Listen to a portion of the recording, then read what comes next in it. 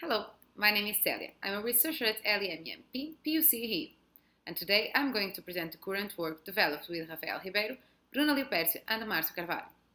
This work consists in the study of osmotic pressure as a trigger for microcapsules controlled release. Microcapsules can be used as a vehicle for triggered release in many different applications. Microcapsules are formed by core material involved in a shell. Depending on the application, microcapsules are produced with specific properties considering the triggering mechanism used, so their content is released at desired time or location. The triggering mechanism can be osmotic pressure, temperature, pH, or external stress. In our study case, we will focus on the osmotic pressure trigger. The release of the active compound that is located in the core of the microcapsule occurs when the trigger causes a mechanical rupture of the cross-link cleavage or the polymerization of the shell. The trigger used in this work for controlled release is osmotic pressure. Osmotic pressure is activated in hypertonic medium when microcapsules with low osmolality in the inner phase are immersed in a medium with a solution with high osmolality. What happens is that the water that is inside the microcapsules will come out through the shell, which is permeable, trying to set an osmotic balance. This mechanism deforms the microcapsules and liberates their content. The osmotic pressure trigger can also be activated in a hypotonic medium. That is when microcapsules with a high osmolality in the inner phase are immersed in a medium with lower osmolality. What happens is that the water in the medium goes in at the inner phase of the microcapsule through the shell, which is permeable, trying to set an osmotic balance. This mechanism causes the microcapsules to swell, and when they achieve a critical volume, they burst, releasing their content. Some area of application for the microcapsules with trigger release are the pharmaceutical, cosmetics, foods and beverages, and also in anastomotic recovery. The fact that microcapsules are used in different industries brings our research to future technology innovation. So, the goals of this work are to produce PDMS microcapsules with different amounts of salt at the inner phase, very salinity differences between the microcapsules and the medium, which will consist in two different studies, hypertonic and hypotonic. Acquire and analyze 2D and 3D images using the confocal microscopy technique, and finally quantify variation of microcapsules volume triggered by the osmotic pressure and define conditions at which inner content is released. Let's start with microcapsules production. The water in oil in water double emulsion microcapsules were prepared using a co-flow and flow focusing capillary device.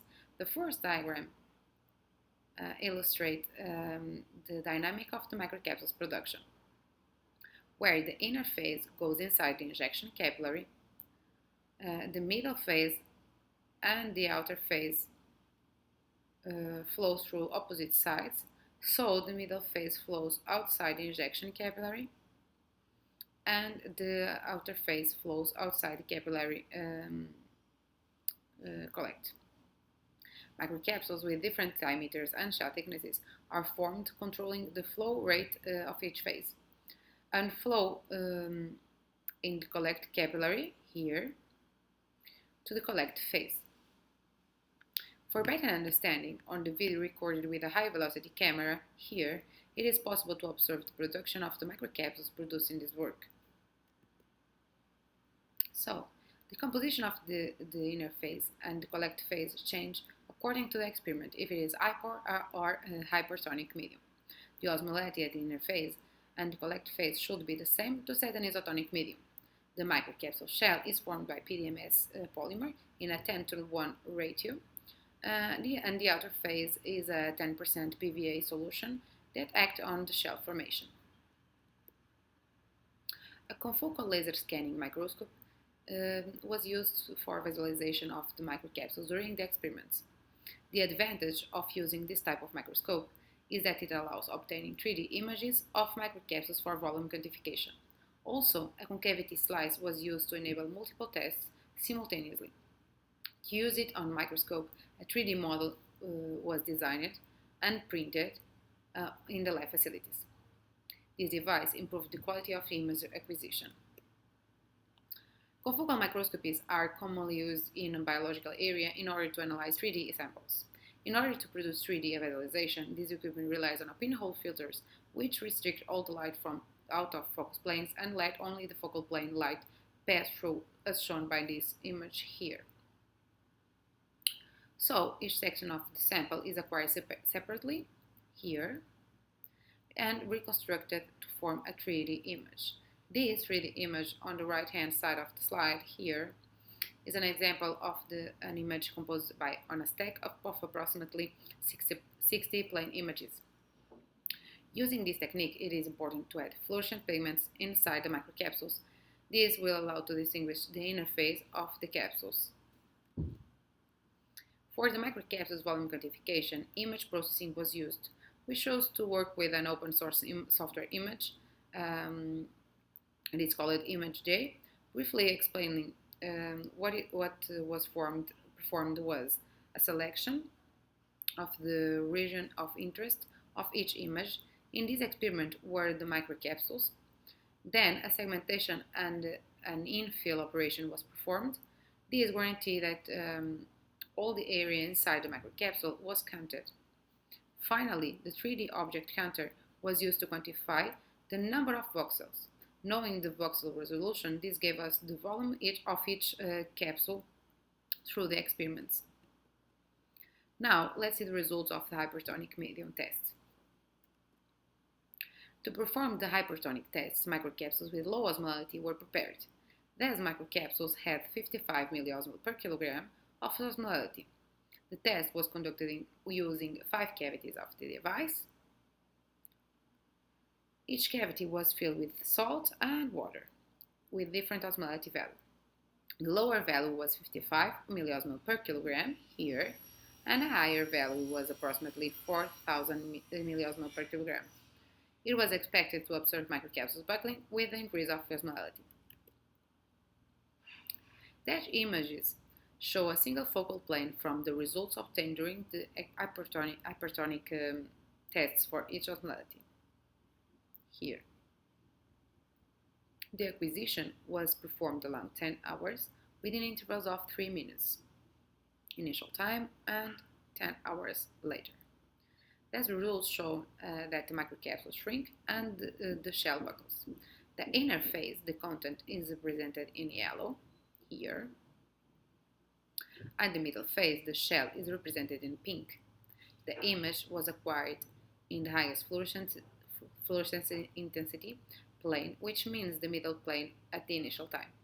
As a qualitative evaluation, we conclude that in the cavity of control, here, wasn't observed deformation, justified by the isotonic medium. Also, after 10 hours, we can see that a minimum amount of content inside the microcapsule was reached for the higher osmolality difference medium. The most interesting behavior, it was the loss of the fluorescence intensity with the increase of the osmolality at the inner phase. This means that we successfully saw the content release. After 10 hours of experiment, we just observed the microcapsule shell in the higher osmolality difference medium. For quantification, 3D images were reconstructed from these images of all focal planes. The results were obtained by treating different planes from 3D images that allows analyzing the capsule's volume. In the graphic, we see that the microcapsules exposed to a high osmolality have greater volume variations. The blue and orange curves shows a volume reduction of approximately 50%, while the other two cases indicate the size reduction of approximately 90%.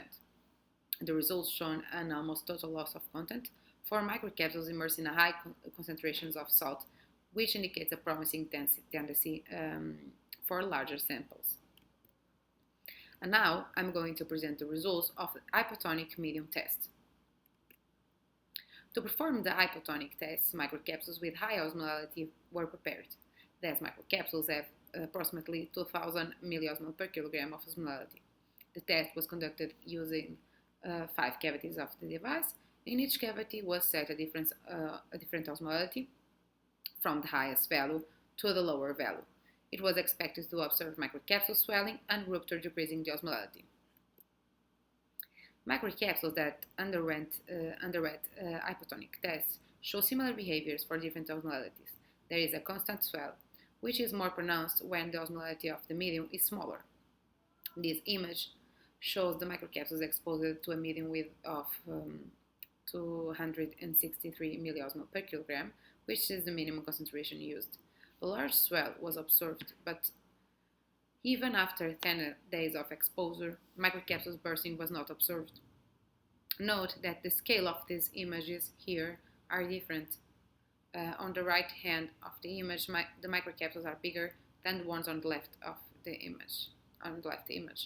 The scale bar in the left image represents 500 micrometers, and on the one in the right hand of image is 1 millimeter. Also, the capsule in the middle here has approximately the initial volume, when all of the others grown. Proportional microcapsules have grown more than 2 times the initial diameter. The microcapsules don't grow with uniformity. They are not perfectly concentric. They grow from the thinnest part of the shell, which is more permeable. These results were obtained using the 3D images that allow us to do a volume analysis. Through the graphic, we see a small swelling of microcapsules when exposed to a medium with higher osmolarity values, yellow curve and a gray curve, with a volume increase of 29% and 41% respectively. The increase is even higher, 52 and 72%, for the mediums with a lower osmolarity, here orange curve and yellow curve and blue curve. So the medium with the lower salinities are associated to the higher increases of microcapsules volume. Moreover, we can see that microcapsules in the lowest osmolarity medium grow faster than in others in the other cavities. Although a large swell was observed, microcapsules bursting was not observed. This suggests that PDMS is too elastic, and probably only microcapsules with an inner content with osmolarity even higher than used would burst. So, as we have seen, the osmotic pressure experiment for microcapsules with 2000 milliosmol per kilogram shown only swell. They don't reach the rupture.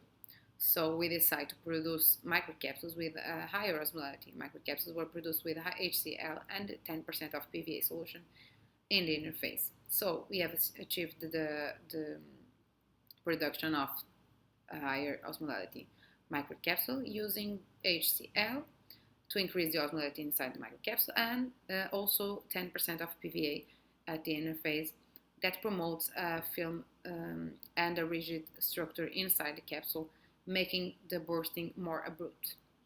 The experiment was performed in a medium with lower osmolarity. Observing the results of the hypotonic tests with the higher osmolarity values microcapsules, it was possible to observe the microcapsules rupture. This rupture makes possible the content release. Important to note that the image acquisition for this test had an interval of 5 minutes between images. Here is shown with 30 minutes of intervals to facilitate the image analysis.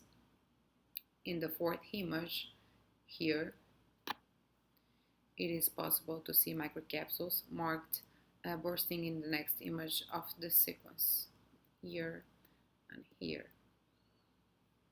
Similar to what happened with that microcapsule, others burst at different moments.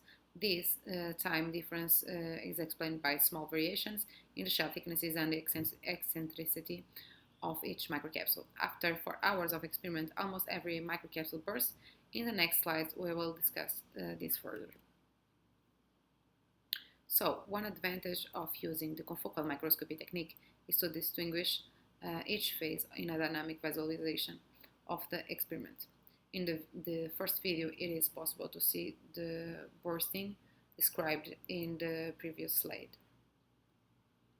Very interesting. In some cases, it is also possible to observe the content of the microcapsule marked by yellow, leaving the microcapsule after bursting. Also, analyzing the 3D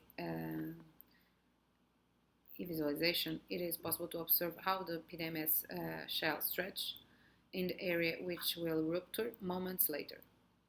This part of the shell has a less intense purple fluorescence. Next, we will see the quantification of these results. During this experiment, 80% of the microcapsules released their content in less than 4 hours, and it is possible to observe that 2 microcapsules had a noticeable difference, got different releasing time, the microcapsule number 1 and the microcapsule number 2. So, in summary, we were able to produce PDMS microcapsules with different amounts of salt in the interface. Was defined.